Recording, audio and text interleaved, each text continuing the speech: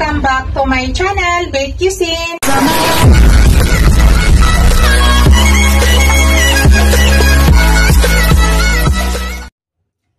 Hello guys, to this video guys, magluto tayo ng isda. Ang gamit nating isda guys, pampano. Ito po yung ating pampano, 2 piraso. Yan. 2 piraso. Gawin nating escabeche guys. Gawin natin, ito na po yung aking mga sangkap guys. Yan, pakita ko sa inyo, mayroon akong carrots, bell pepper, siling haba or siling green, lagyan ko po yan. Tapos garlic, onion, at saka luya. Dahil escabeche po yung ating recipe ngayon, may luya po yon. Gusto ko mas maraming luya guys. Yan po yung ating sangkap para sa ating escabeche guys. So, itong isda guys, gagawin natin, i-marinate muna natin sa asin at saka ground black pepper bago natin ipa-fried. So, yan, gayatan ko, hiwaan ko siya ng ganyan guys. Slicean ko siya ng ganyan. 2.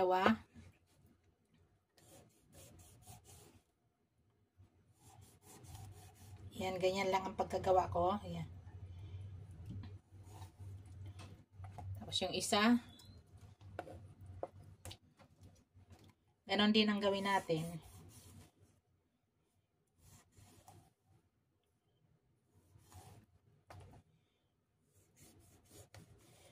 After natin marinate guys, kahit mga 30 minutes, pwede na natin i-fried yan.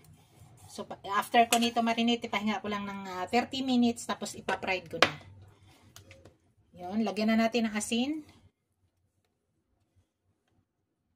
Kita ba?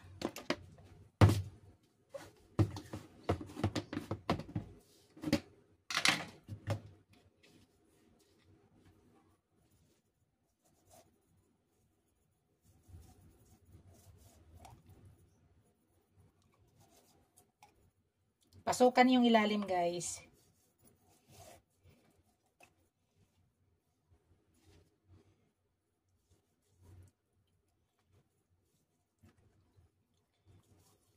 Kaya ang purpose bakit nilalagyan ko yung in-slicean ko guys, para pumasok yung lasa sa loob.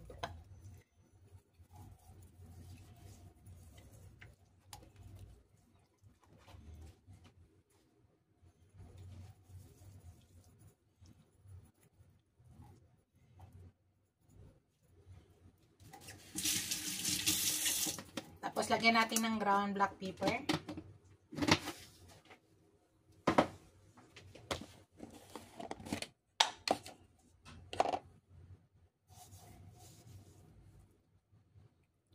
Papalis ng lansa guys. Pasukan nyo rin ang loob. Massage lang.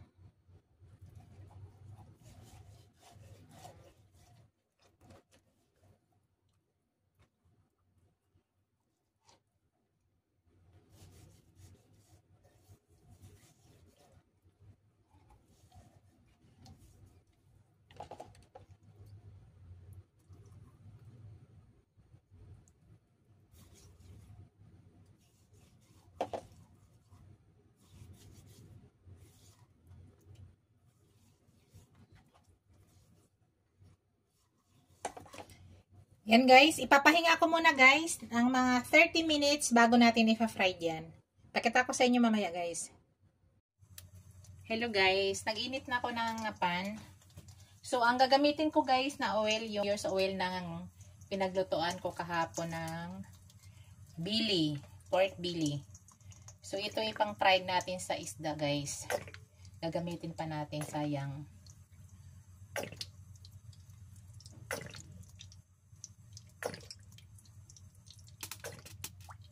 Healthy oil kasi ang gamit ko, kaya sayang itapon agad. So yan, fried mo na yung fish. Painitin mo na natin ng mantika. Mainit na yung mantika guys, lagyan na natin yung ating fish.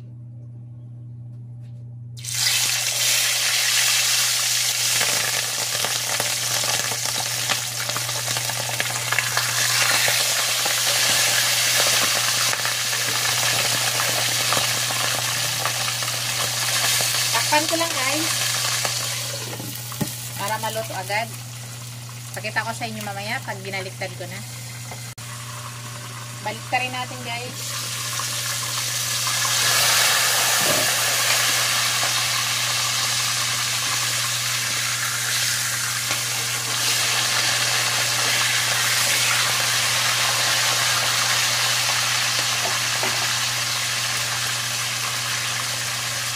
Takpan po ulit guys. Maya, lapit na natin yan tanggalin. Tanggalin na natin guys. Okay na yan guys.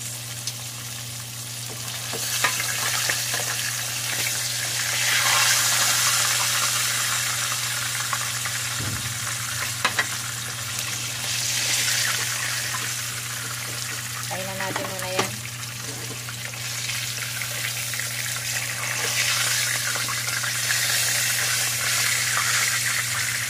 Palitan natin ng mantika guys. Pakita ko sa inyo. And guys, lagyan na tayo ng bagong mantika.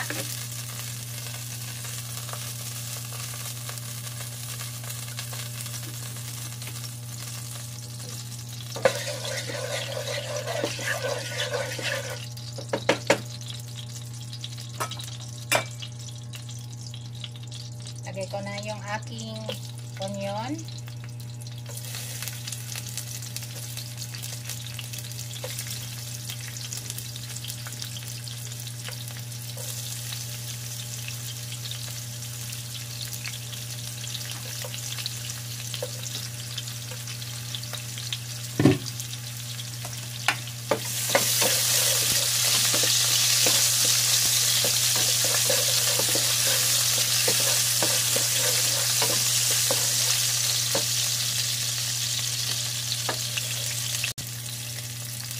Sunod natin ang ating ginger o luya guys.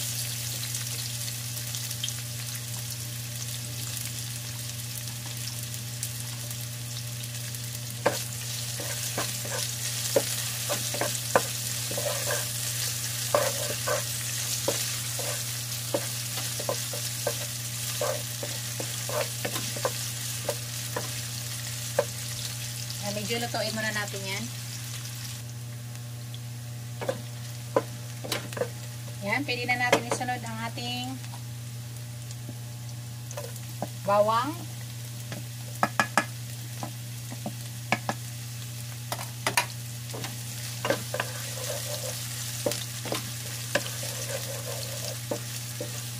Inuhuli ko yung bawang guys, ayaw kasi nasusunog yan. Madali lang po maluto ang bawang.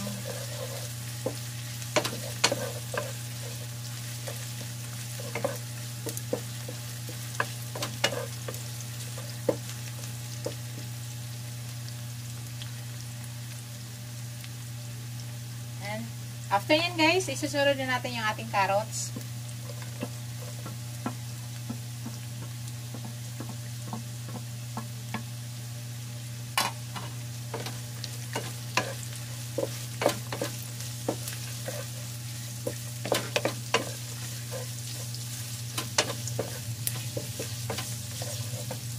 Igisa lang muna natin.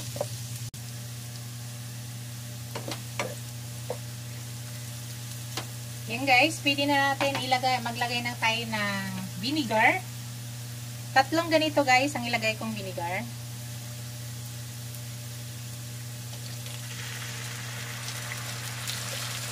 Dalawang kalahati muna guys, baka sobrang asin. Tapos maglagay ako ng soy sauce guys, nga light soy sauce para kumulay lang yan. Kalahati nito. Para magkaroon na siya ng kulay. Ito po yung ilalagay kong soy sauce. Light soy sauce po. Kalahati lang yan ha. Para magkaroon siya ng kulay.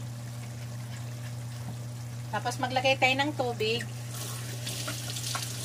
1 scoop nitong tubig. Yan. Tapos iyan muna natin. Maya-maya kaunti guys, maglagay tayo ng sugar. Yan lang yung pangpalapot ko, yung sugar. Wala po akong ibang pangpalapot. Ayaw ko po maglagay ng harina, cornstarch. Yan lang po yung pangpalapot ko, yung sugar. So, wash sugar po yung gagamitin natin. So, higwit muna natin dahil pasingawin muna natin yung kanyang chemical.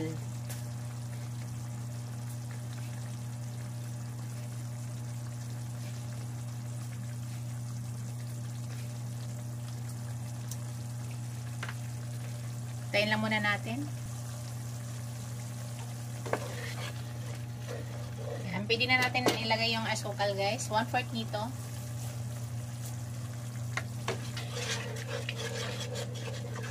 Ito lang yung magpapalapot guys. Yung suka at saka sugar. Pag yan ay maghalo-halo, lalapot po yung sauce natin. Hindi na kailangan maglalagay ng cornstarch. Ayaw ko kasi ng malapot talaga guys. Even sa sweet and sour, ay ko rin ng ganun. Kaya natin palaputin yan. Mahina lang po yung apoy. Hanggang lumapot yan. So, mamaya titikman natin yan. Sa ngayon, wala tayong ilagay na pang paalat dahil naglagay tayo ng light soy sauce. Ngayon, maglagay ako ng ground black pepper.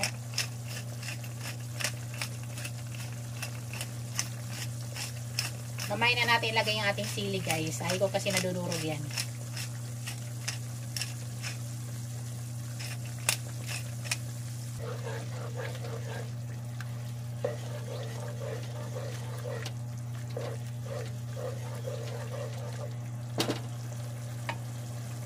Diyan guys, maglagay ako ng pangpalasa.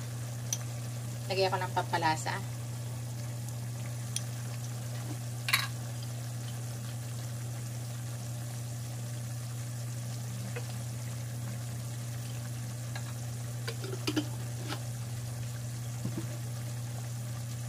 Natili siyang open para sumingaw yung chemical.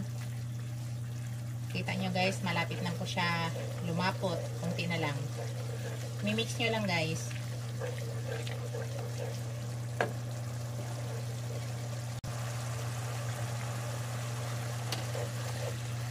Yan guys, konti na lang. So, palapot na, malapot na siya. Titikman muna natin guys kung tama na ba ang lasa niya.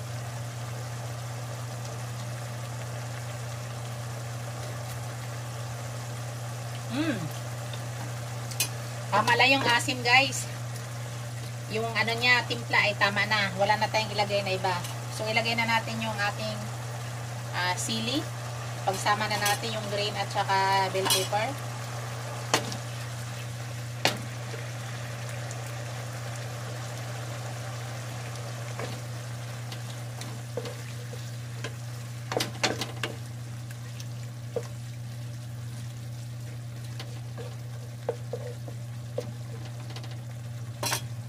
Ilalagay na natin ang ating isda guys. Isama na natin. Para magkaroon siya ng lasa. So, hintayin natin yan. Kaya balik ta rin po natin yan. So, hayaan lang muna siya nakaganyan para sumipsip ang kanyang sauce dito sa fish. Sa mahinang apoy lang po ha. Yan, malapot na siya. Sarap na ng ano, lasa.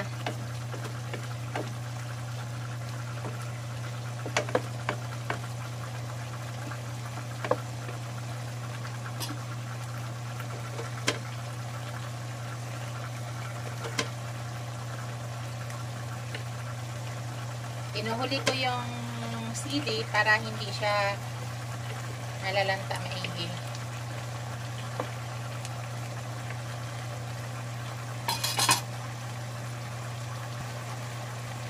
Baliktarin natin guys para pantay ang kanyang lasa.